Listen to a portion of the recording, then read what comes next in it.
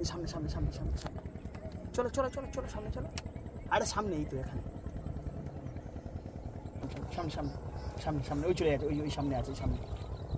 যে কোনো টাইম কিন্তু ধরতে পারে। দেখো জেলিফিশ আমার হাতে পুরো জ্যান্ত জীবিত জেলিফিশ। আমার যেটা দেখানোর ছিল বন্ধুরা দেখতে পাচ্ছ, যেটা আমার দেখানোর ছিল সেটা কিন্তু আমার হাতে।